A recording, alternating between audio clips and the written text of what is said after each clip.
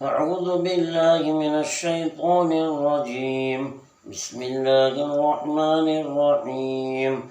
فضربنا على آذانهم في الكهف سنين عددا ثم بعثناهم لنعلم أي الحزبين أحصى لما لبثوا أمدا نحن نقص عليك نبأهم بالحق إنهم فتية آمنوا بربهم وزدناهم هدى وربطنا على قلوبهم إذ قاموا فقالوا ربنا رب السماوات والأرض لن ندعو من دونه إلها لقد قلنا إذا شططا.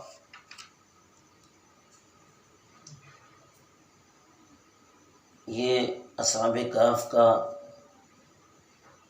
قصہ چل رہا ہے. یہ غار والے تو اللہ تعالیٰ فرما رہے ہیں سو ہم نے اس غار میں ان کے کانوں پر سال ہاں سال تک نیند کا پردہ ڈال دیا.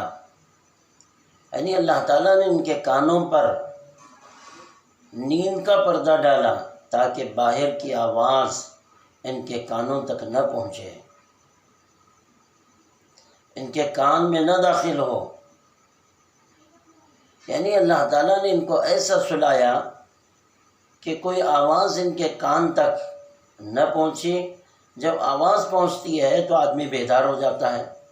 تو اللہ تعالیٰ نے ایسا سلایا کہ ان کو پتہ ہی نہیں چلا کہ 300 سال دنیا میں کیا ہوا ہے. بس ایسا کہہ رہے ہیں کہ ہم ابھی سوئے تھے، تھوڑی دیر سوئے، ایک رات سوئے، ایک دن سوئے. تو اللہ تعالیٰ نے ان پر ایسا نیند کا پردہ ڈال دیا، ان کو دنیا کے اس 300 سال کے گزرنے کا احساس بھی نہ ہوا. کانوں پر اللہ تعالیٰ نے پردہ ڈال دیا تھا.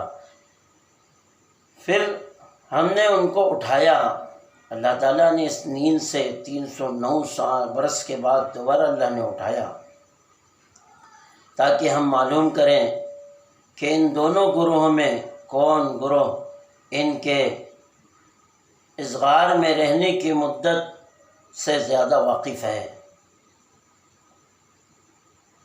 تاکہ ہم معلوم کریں کہ ان دونوں گروہ میں اس غار میں ٹھہرنے کی مدت کو معلوم کریں کون زیادہ واقف ہے. یعنی کتنی دیر کے اس کو اللہ تعالیٰ نے اس مدت کو ان کے دل و دماغ سے غائب کر دیا. پھر اللہ فرماتے ہیں ہم آپ سے اس قصے کو صحیح بیان کرتے ہیں. وہ چند نوجوان تھے جو اپنے رب پر ایمان لائے اور ہم نے ان کی ہدایت میں اور ترقی کر دی تھی. یعنی اللہ پاک نے ان کے ایمان لانے، ان نوجوانوں کی اس قربانی پر اللہ نے ان کے ایمان میں اور زیادتی کیا. وزدناہم ہدی کا کیا مطلب ہے؟ ایک ایمان حقیقی اور ایک ایمان مجازی ہے. ایمان مجازی ہے اقرار باللسان تصدیق بالقلب، کہ زبان سے اقرار کرنا اور دل سے تصدیق کرنا، یہ ایمان ہے. لیکن یہ ایمان مجازی ہے. ایمان حقیقی کیا ہے؟ ایمان حقیقی یہ ہوتا ہے کہ نفس کو فنا کرنا، فنا فی اللہ، کہ اللہ میں وہ فنا ہو جائے. میں اور میرا رب، اسے پتہ ہی نہیں اپنے نفس کی سرکشی اور نفس کی انانیت کو اللہ کے لیے اس نے فنا کر دیا. جب آدمی اپنے نفس کی انانیت کو اور سرکشی کو جب فنا کر دیتا ہے تو اللہ تعالیٰ اسے ایمان حقیقی عطا کرتے ہیں. اور ایمان حقیقی اسی کو کہا جائے گا جو آدمی اپنے نفس کی سرکشی اور انانیت کو ختم کر دے. وَرَبَطْنَا عَلَىٰ قُلُوبِهِمْ، اور ہم نے ان کے دل کو مضبوط کر دیا، ایسا مضبوط کر دیا کہ ان کا وطن اور ان کی رشتہ داری اور ان کا گھر بار، مال و دولت، یہ سارے خیالات کو اللہ تعالیٰ نے ان کے اس ترک کرنے کی وجہ سے ان کے دل کو اس سے صاف کر دیا. اور دل کی کیفیت اللہ نے ایسی بنا دی کہ وہ ایسے صبر والے بنے، اور ایسے اللہ کے شکر والے بن گئے کہ اللہ تعالیٰ نے اظہار حق کرنے، یعنی حق کا اظہار کرنے کی طاقت ان میں اللہ نے عطا فرمائی۔ جب دقیانوس کے سامنے کھڑے ہوئے تو انہوں نے کہا ہم ان معبود کی عبادت کریں جو انسانوں کے ہاتھوں سے بنے ہوئے ہیں، ہم اس اللہ کی عبادت کرتے ہیں۔ دقیانوس کے سامنے اظہار حق کیا، پھر اس نے ان کو موقع دیا کہ میں تمہیں موقع دیتا ہوں، تم شہزادے ہو، مالدار بھی تھے، اللہ نے خوب مال بھی دیا تھا، نوجوان اپنی جوانی کو اللہ کے نام پر قربان کر رہے تھے۔ دقیانوس کے سامنے کھڑے ہو کر جرأت کے ساتھ اللہ کی بات کی تھی۔ اس کو فنائے قلب کا مقام اللہ تعالیٰ نے ان کو عطا کیا، اور یہ حاصل ہو چکا تھا کہ ساری مخلوق کا تصور و خیال ساری مخلوق کا تصور اور خیال ان کے دلوں سے اللہ نے ختم کر دیا، مٹا دیا، کہ ان کو مخلوق کا کوئی خیال نہیں، نہ مال کا خیال ہے، نہ گھر بار کا خیال ہے، اور نہ اپنے گاؤں کا، اپنے گھر کا۔ اللہ تعالیٰ نے ان کے اس تقوی پر، ان کی اس پرہیزگاری پر، ان کی اس عبادت پر، ان کے سجدوں پر اللہ تعالیٰ نے ایسے قوت ایمانی عطا کیا، حقیقت ایمانی عطا کیا تھا کہ وہ اللہ کے یادوں میں ماں ہو چکے تھے اور اپنے نفس کو اللہ کے حوالے کر چکے تھے۔ ہر چیز ان کے نظروں میں ہیچ ہو چکی تھی۔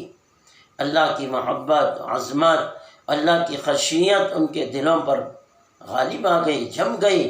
استقامت اللہ نے ان کا عطا فرمایا، صرف اللہ کی محبت میں مو ہو چکے تھے، اپنی جوانی کو اللہ کے لیے قربان کرنے کے لیے تیار ہو گئے۔ یہ قصہ بتا رہا ہے کہ آج ساری دنیا میں نوجوان گناہوں میں، سرکشی میں، نافرمانی میں، نفس کے چونچلے پورے کرنے میں، زنا میں، بدکاری میں، غیبت میں، حسد، کینہ، بغض میں، ایک امت کا نوجوان طبقہ ان گناہوں میں مبتلا ہو چکا ہے۔ لوگ کہتے ہیں عذاب آ گیا، پکڑ آ گئی، کبھی کورونا کے نام سے، کبھی اللہ تعالیٰ سمندروں کی طغیانی کے راستے سے، کبھی پانی کی کثرت کر کے گھر ڈوب رہے ہیں، انسان ڈوب رہے ہیں۔ اللہ تعالیٰ کب گناہوں کی نحوست کو ظاہر کر دیتا ہے؟ وہ انسانوں کے گناہوں کی جب کثرت ہو جاتی ہے، نافرمانی اور خباثت جب غالب آ جاتی ہے، تو اللہ تعالیٰ اپنے عذاب کو دنیا میں چھوڑتے ہیں، بھیجتے ہیں، تاکہ دیکھیں کہ اب بندوں کا رخ میری طرف ہوتا ہے یا مخلوق کی طرف ہوتا ہے۔ ہمارے نوجوانوں کو چاہیے جس طرح ان اصحاب کہف نے، غار والوں نے اپنی جوانی کو اللہ کے نام پہ قربان کیا، اللہ کی محبت میں، اس کی عظمت میں اور اس کی بڑائی اور کبریائی میں، سجدوں میں وقت گزارا، اسی طرح نوجوانوں کو ضرورت ہے توبہ کر کے اللہ کی طرف متوجہ ہو کر اپنی جوانی کو اللہ کی طرف لگانے کی ضرورت ہے۔ جب وہ کھڑے ہوئے ہیں، دقیانوس نے ان کو بت پرستی ترک کرنے پر، ان کو بت پرستی کرنے پہ مجبور کیا تاکہ وہ بت پرستی کریں، لیکن وہ کھڑے ہوئے، انہوں نے فخر کے طور پہ فرمایا ربنا رب السماوات والارض۔ دقیانوس سے کہا کہ ہمارا رب وہ رب ہے جو آسمانوں و زمینوں کا رب ہے، ہم اس کے سوا کسی اور کو معبود ہرگز نہیں مانتے، ہرگز کسی اور کی اللہ کے علاوہ عبادت نہیں کر سکتے۔ لن ندعو من دونی الہا لقد قلنا اذا شططا، اگر ہم ایسا کریں گے تو یقیناً ہم حد سے بڑھنے والے ہیں اور ہم بیجا بات کرنے والوں میں شمار ہوں گے۔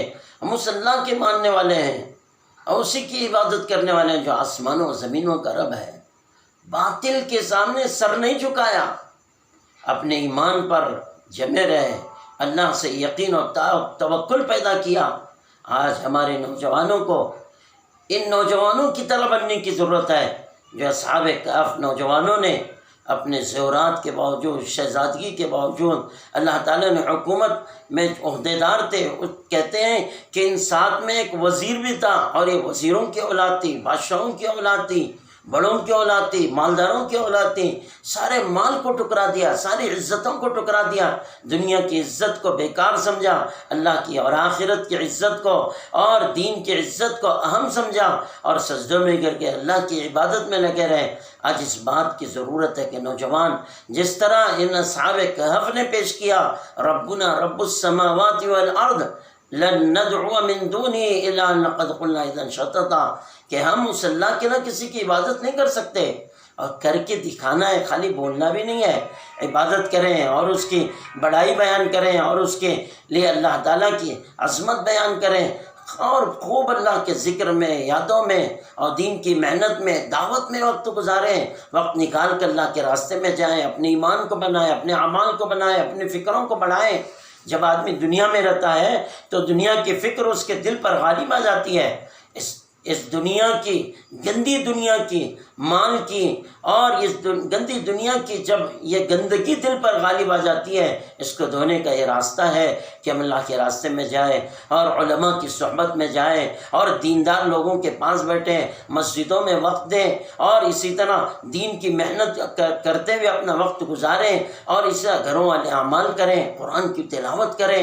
یہ وہ اعمال ہے جس سے اللہ راضی ہوتا ہے۔ جس طرح ان نوجوانوں نے، ایک کہف والوں نے اللہ کو راضی کیا، ایسے آج نوجوانوں کو اس بات کی ضرورت ہے کہ رو رو کے اللہ کے سامنے گڑ گڑا کے اللہ کو راضی کریں۔ اللہ تعالی ہم سب کو صحیح عمل کی توفیق عطا فرمائے۔ وآخر دعوانا الحمدللہ رب